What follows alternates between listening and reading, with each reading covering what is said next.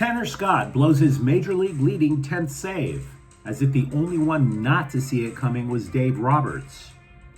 Two vital USC football players appear to be returning from injury, and the 3-0 Chargers get a gift, a surefire path to 4-0. Good morning. I'm James, and this is your daily dose of sports and snark for the greatest sports city in the world, Los Angeles. This is the faithful Angelenos Morning Report. It is September 24th, 2025. I am back in Mini Scrotum for work. Mini Scrotum, the state of football teams that tank in the Super Bowl, and allergies. Hey, do you like being in the know about LA sports? Well, if you do, click the like button. Click the subscribe button. There's a notification bell. Hit that. It'll let you know when we drop an update. Sharing is caring. Let people know we exist. By all means, comment. Now, before we go through the news and notes, look at the scoreboard. Arizona 5, Dodgers 4. Simply put, the Dodger bullpen does it again. It imploded like the hospital scene in The Dark Knight. Shohei Ohtani pitches 6 shutout innings. He gets pulled. And then, like that, the Diamondbacks put up 3 before you can even ask, why, Dave Roberts, why? And then Tanner Scott blew his major league leading 10th save. That was in the ninth. And I realize Scott has had a mind screw of the year. He's been in despair.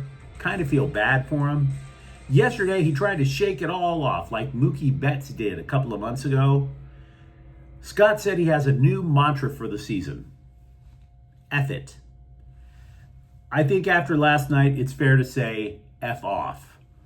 We'll talk much more about that in just a couple of moments. Today, by the way, the Dodgers are at Arizona at 6:40. Back to the news and back to the Dodgers. Quick note, Will Smith expects to play in the postseason. Not that he expects his right hand, which originally thought was to be just a bruise, and then it turned out to be a break. Yeah. He doesn't expect the right hand to heal. He told the LA Daily News that this is all going to be about whether or not he can tolerate pain. So that's optimistic. And of course, going back to the main topic, we've spoken a lot about the Dodger postseason pitching plans recently. And we probably won't even know what that plan is until us lowly serfs will turn on the TV for game 1 in the wild card round.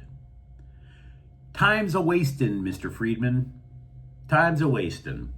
All off-season, Andrew Friedman, he had gotten the street cred about being the smartest guy in the room because he got his ring, and his plan to repeat was to build this impenetrable bullpen, impervious to pain, kind of like the upgraded Terminator back in Terminator 2. How are you going to beat this team that's made of liquid metal, right? And then what he did was he did what Ned Colletti used to do as a GM. Just sign one closer after another and hope for the best. Like, that's not a weak link or anything, right?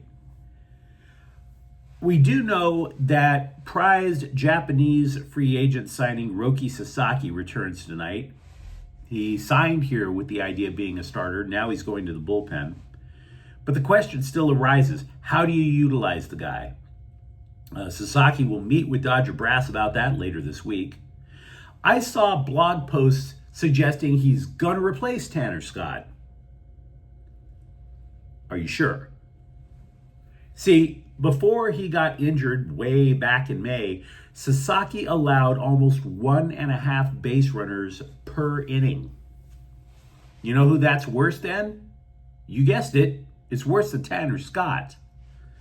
We know that Sasaki tweaked his delivery while he was rehabbing in the Midwest manure pit. But those are minor league hitters, guys. Are you really going to hand the 9th inning in the playoffs over to a rookie with a reinvented windup? With an injury history.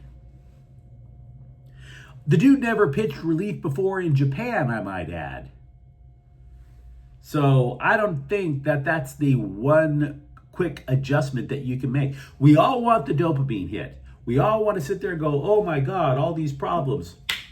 Hit a switch. No more problems. It's not that easy, guys.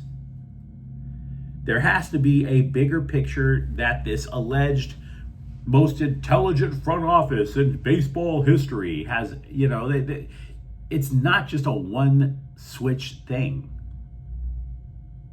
And by the way, speaking of the bullpen, yesterday we errantly amplified a report that said reliever Brock Stewart would be activated Tuesday. That didn't happen. Now, it might happen any day now. What Stewart did yesterday was he threw for Dodger coaches and trainers just to give them an assurance that he could throw a baseball without screaming in pain. So we've asked a lot of questions in the last week about the bullpen. I think they're just going to ride out what they're doing until game one of the playoffs. And then, much like last year, they reinvent themselves on the fly. And then we all just drop rose petals at the feet of Dave Roberts for this brilliant way of rethinking the game. Because what they're doing now ain't working in the regular season. Speaking of the regular season ending, all these media outlets are producing a bunch of lists that are kind of ridiculous. ESPN compiled a ranking of which teams face the most pressure in the postseason. And you shouldn't give a damn, because how the hell would they know? Pressure isn't a stat. It's not a tangible number. It's something that you can feel for no reason whatsoever. There's a reason some people get diagnosed with panic attacks. There's a reason that the healthcare industrial complex just piles out mountains of pills for everybody to consume. You can't measure pressure from one person to another. And by the way, in this ranking for postseason pressure, the Dodgers are 15th. 15th? Does anybody really think 14 other teams face more pressure than the Dodgers? This is the team that everybody outside of LA hates. This is the team trying to repeat after leading a convoy of Brinks trucks and just emptying all that cash over every player's front yard. All that money, all that hate. And for that matter, does anybody at ESPN know how to freaking count? 15th ranked in terms of playoff pressure? Do you only know that 12 teams make the playoffs in the first place? ESPN doesn't know anything about pressure, and they can't count. So yeah, a lot of Dodger stuff to chit-chat about. Feel free to let me know what you think. Meanwhile, over at USC, wide receiver Jacoby Lane returned to practice Tuesday. Riley wouldn't give an injury update other than to say, check a report that comes out like 3 minutes before kickoff, right? The upshot is he's playing head games with Illinois. Also, and I actually think in a way this might be more important, freshman cornerback Alex Graham he practiced in pads for the first time since he was injured in training camp. And that suggests an imminent return. Because if you can elude USC's pass rush, and that pass rush has improved, if you can elude that pass rush, that defensive backfield kind of sucks. It kind of sucks. Injuries to the defensive backs necessitated shifting. For example, Kamari Ramsey went from safety to nickelback, which is not exactly his forte. Now, I'm not saying Graham is automatically going to start, and I'm not saying that we should put a lot of trust in a freshman, but he was a 4-star recruit. Add a little depth to that backfield. And maybe this guy actually, knows what to do when the other team just stacks 3 wide receivers to one side of the line of scrimmage. That would be helpful. Now, the Trojans are going to get a bye week after Saturday's game in Illinois, which is good because Illinois is the first of a 3-game streak against ranked football teams. And if you're a Trojans fan like I am, I wouldn't blame you on getting a little lightheaded over the prospects, a little starry-eyed. Because if this program sweeps this part of the schedule, and it is possible, Illinois, Michigan, Notre Dame have all lost this season. Notre Dame has lost twice. It's not enough to say that if they sweep, the Trojans are bowl eligible. Because that's not going to be the limit of your vision, is it? Of course not. The Trojans would have just one ranked opponent left in the entire schedule. I don't want to put 3 W's up on the board, but let's just say you get 2, right? You go 2-1. That last ranked team is Oregon. Let's say you lose in Oregon, up in Autzen. You're 10-2. A 10-2 USC team has a legit argument to make to qualify for the college football playoffs. And then Lincoln Riley would be justified on giving everyone in the college football press corps the finger. He really would. So, yeah. 3 games against ranked teams in a month. They go 2-1, or they sweep the field. It's time for Trojans fans to pop the collar. We're going to learn a lot in the next month. The Giants will give rookie quarterback Jackson Dart his first NFL start against the Chargers. And on behalf of all USC football fans who fondly remember this brief moment of Jackson Dart playing as a freshman after the Trojans finally ran Clay Helton, thanks, Coach. Thanks, Brian Dobble. Well done. What are you? Is this Dobble guy who I've never met? He just looks like your random truck driver in a Waffle House more than a football coach. Do we really think this guy wants to keep his job with the Giants? Starting rookie quarterbacks are not exactly a way to keep your career, my dude. Even when you start a rookie quarterback who eventually gets street cred, right? You're still signing your own death warrant. Even after the Bolts turned the offense over to Justin Herbert a few years ago, Anthony Lynn was handed his pink slip and a map to the unemployment office at the end of the year. Handing the offense to a rookie quarterback is a surefire way to say, I don't want to work here anymore. And I like Jackson Dart. I do. And yet he faces the Chargers. The Chargers, number 4 in fewest points allowed per game. 9th best against the pass. Part of being an effective football coach is putting your players in a position to succeed. You're asking a rookie to go against that.